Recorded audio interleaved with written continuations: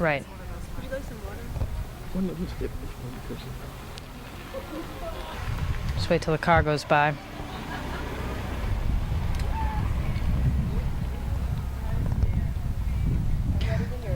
Okay. Barbara, you just spent 5 days at the Interlaken Junior High School, which was a makeshift jail. Could you tell me how you got there and what your experience there meant to you? Right.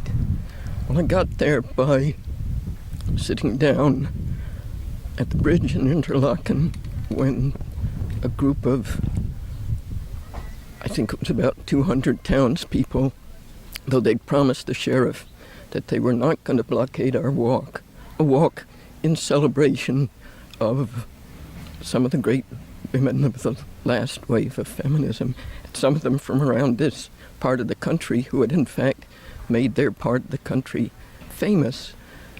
So you might say that it was ironic in a way that they wanted to stop this walk, which was celebrating part of their history, really. But I would say that in spite of the fact that you might say, why are you stopping us from honoring your history, that their perception of us was really very accurate. And those who, a few women, I'm afraid, have felt dismay when we sat down at that bridge and didn't, when the sheriff wanted us just to go away. He wanted us to do just what the townspeople did. They were shouting at us, go away, go away. And that's what he tried to tell us too, though he'd originally given us permission to walk. But I seem to be losing the thread of my sentence. But why did the women decide not to go away, even though the townspeople were yelling, go home and go away? I could give several answers to that. In the first place, of course, our most basic constitutional rights were being flouted. We had an absolute right, which the sheriff had admitted, to walk through that town, simple freedom of speech.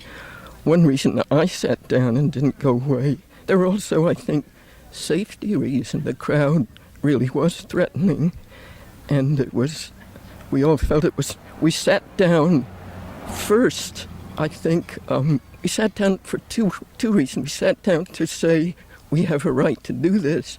We also sat down to diffuse their violence, because though we were saying we have a right to do this, we were also saying we're not going to thrust our way through you. And when it came to, and I think if we had turned and retreated, we would have been in more danger.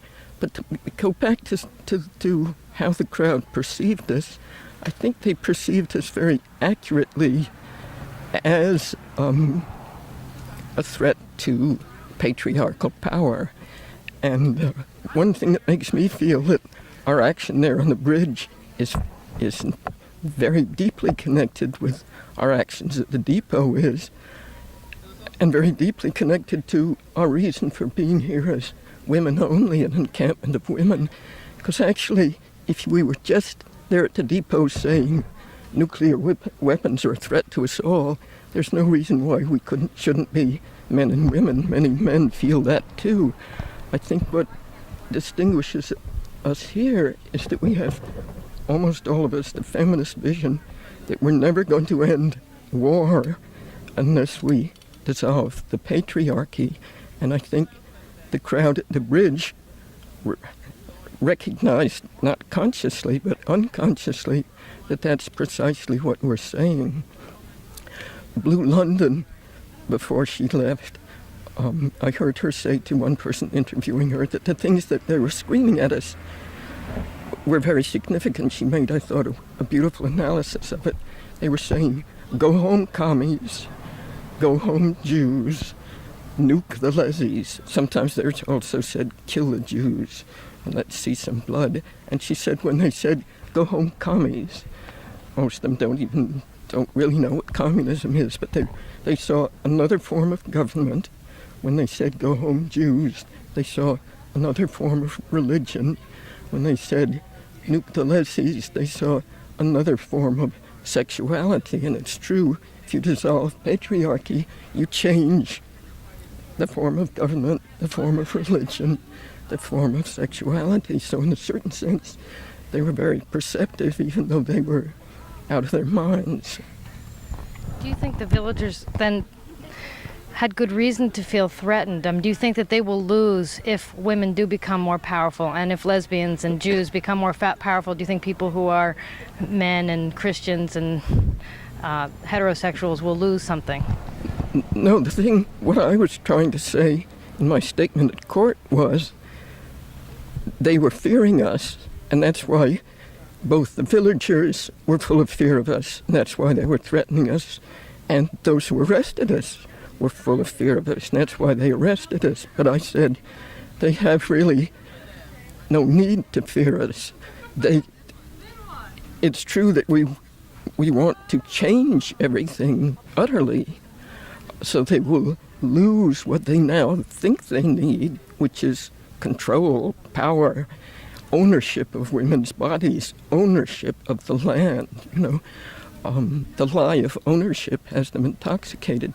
But one thing that was thrilling to me about both what happened on the bridge and what happened in the jail was that the process we set in motion to protect ourselves and to guide us in how we should behave was a process which is the opposite of what they now have, the opposite of hierarchy, the opposite of ownership. And what thrilled me was that as they observed it, I could see them begin to respect it and begin to not feel threatened by it. And this is our message to them. Our message is we're going to utterly change the process of our lives. And don't be scared of it. It's going to take from you what you think you need, but you don't need it. So even at the bridge there, I think the fact that they saw us sit down, what we did, I thought, worked so well. Some of us sat down in a circle, and some of us continued to face them and to talk with them. And in the circle, they could see us, even in this dangerous and kind of situation in which the police kept trying to rush us and make us feel we had to decide instantly. We insisted on not making any decision until each woman had a voice. And I was surprised right then at how the police consented to wait. They, in spite of themselves, respected this process and they could have said, tell me right now, or we're going to do it right now. And in a certain sense, they started out saying that, but as soon as we ignored that ultimatum and just insisted on this process, they respected it. The same, another instance that to me was so dramatic. When the authorities at the jail discovered that 2 women had escaped out the window, they panicked because their authority had been flouted and they had to reassert their authority and their power. And though the women guards who'd been guarding us, we'd begun to establish real friendships, and they had begun to respect us again, watching our process. Even they, when the man entered the scene, and he wasn't the sheriff, I forget his exact denomination, and they, of course, could feel their jobs at risk, and you could understand why they were panicking, but their faces changed. This rigidity entered, and we were ordered out to the halls, even though we were half-dressed. It was very cold out there, and they were being very strict and very ungentle with us, and we were out there in the halls while they searched the rooms. This was so wild, because first they did a count, then they did a count again, they did a count again. Obviously 2 were missing. Then they began to look under the beds, and they looked under the beds again. Then they began to look in corners where women couldn't possibly be hidden. For a while it was comic, except we all knew it's going to turn from comedy to something very unfunny very soon. So we waited for that, and as soon as we were out into the hall, we knew that another scene had begun, and the voices became very harsh, and for a while we lost it and began to yell a little back and forth, yell that it was cold and could we have blankets? No, we couldn't, and why not? And then something happened that was very scary, and it was especially scary for the Jewish women among us, because it just reverberated so. The concentration camps. I think it also reverberated in any woman there, sort of the witch persecutions, because it became so irrational. At a certain point, they'd already searched the rooms. Now we were to be taken back into the rooms one by one, and our bodies were to be searched, and the women put on rubber gloves. Once I saw the women put on rubber gloves, a kind of sense of terror invaded me, because I thought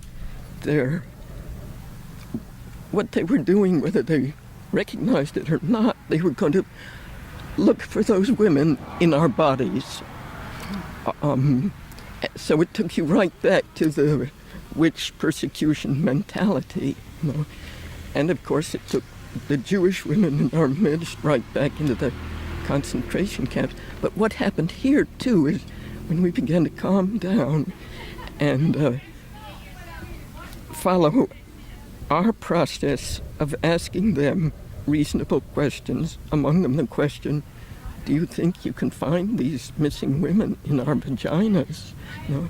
And we began to say, why are you punishing us for what two people who were not present have done? And we began to ask all kinds of pertinent questions and not yell them at them, but take our familiar turn in asking them and wait for their reply, and turn the thing into one of these meetings where each person is allowed to speak. They began to calm down, and by the end of it, because we reestablished that process, and even though too they'd been on the point of, they dragged one woman already, and the mood was just for rush, force this on us. But they began to both respect and I think be grateful for our process, which enabled them to come out of this mood of just cuckoo-ness. And at the end of it, the man, who was some kind of sub-sheriff, I guess, I don't know what his title was, he ended by, he had to assert, well, this is the last kind act I'm going to perform, but we were allowed to walk back into the room without any search. When he had said, this is the last kind act, he started out by saying, we've been very kind to you, we have given you good food. And that's one of the points where the women began to say, but you say you've been kind, but we shouldn't be here at all, to make these points. But as I say, what was so thrilling to me was to discover, and what gave me such hope for the future is to see that they too were grateful when we established another process. And I would say this process is what the end of patriarchy is. And I would like to find more and more ways of saying to them, look, don't be scared of us, because what has just happened and what you were grateful that happened is all that we're trying to bring into being. The scenario you just described in prison sounds really incredible, and that the process not only transformed yourselves in some way, but also your imprisoners. But I have a question about hierarchy and consensus, or lack of hierarchy and consensus, that is the norm here, but is not the norm out in society. And it seems like in a society this size, perhaps it can work with consensus and without hierarchy. Can that work in a larger community, in a city, in New York City, in the United States? Do you think it can work, and how? I have no doubt that it can work, but when you say how, I think it has continually to be invented. We had to continually invented inside that room. For instance, there was a time, and there was times when we'd lose it, and then we'd discuss how we'd lost it and how there was something we had to invent. For instance, when we learned that the two women had escaped,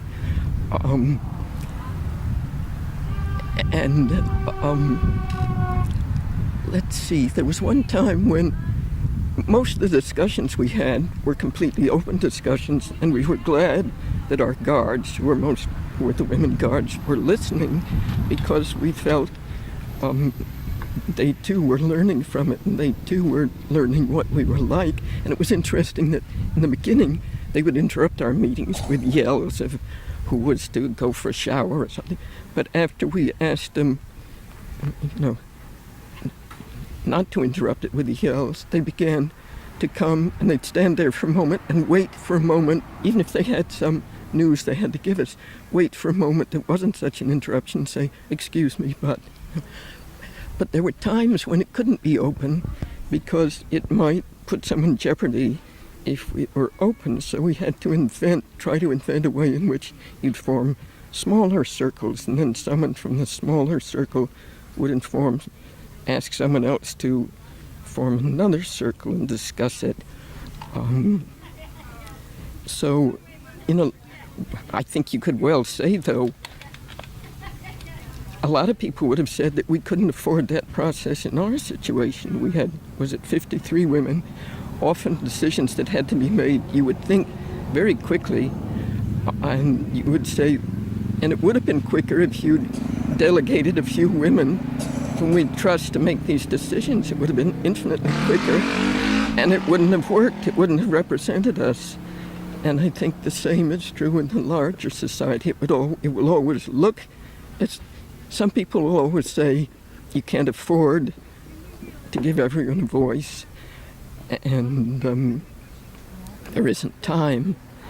But I would say all the time spent in doing it faster is wasted time, because the decisions you come out with aren't the right decisions. But it has to be invented, Just as, for instance, sometimes we just go around the circle taking turns. Sometimes we'd have what was called a floating chair. One woman would speak, and people would raise hands, and the woman who'd just spoken would call on one of the raised hands. Or sometimes, if there was pressure of time, a lawyer, for instance, would only be there for 10 minutes and had to have an answer. You'd choose a facilitator who had some experience and who tried to keep the thing to the issue in a especially concentrated way. And there you would use people who'd had a little more experience. Oh, there was one fascinating moment when the court hearing was coming up, and there were going to be, if we won the right to be seen as a group, the judge couldn't hear each one of us, so we were going to have representatives. And the question is how to choose them.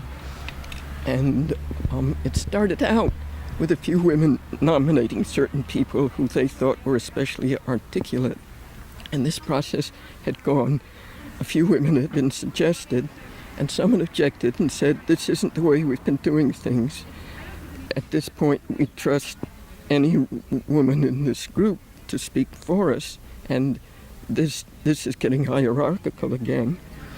And we went around the circle to see how people felt about this.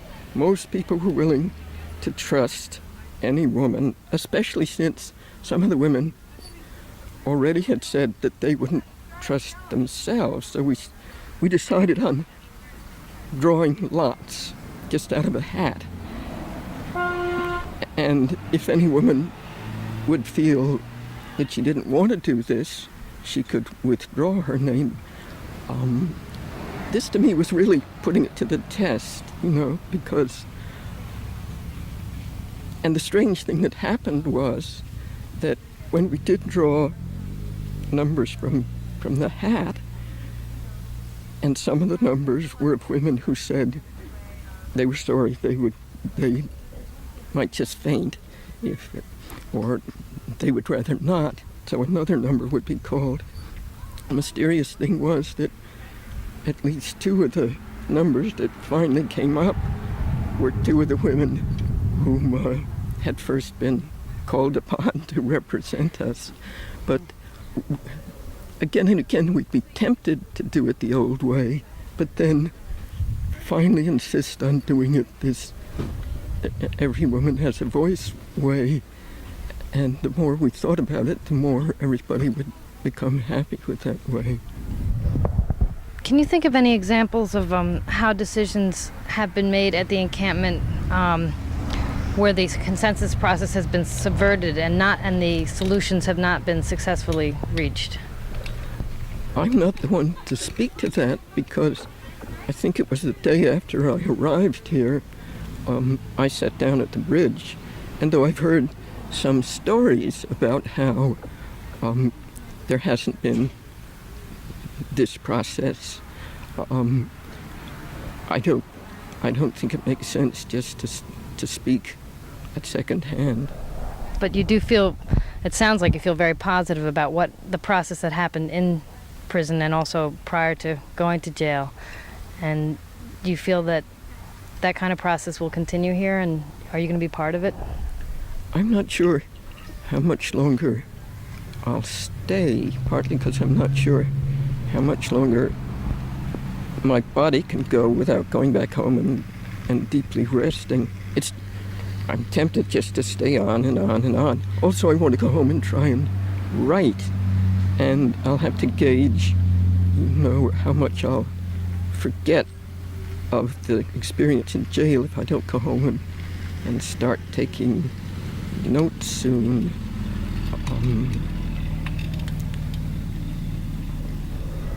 Okay, well, we're running out of tape, but thank you very much. It's much appreciated.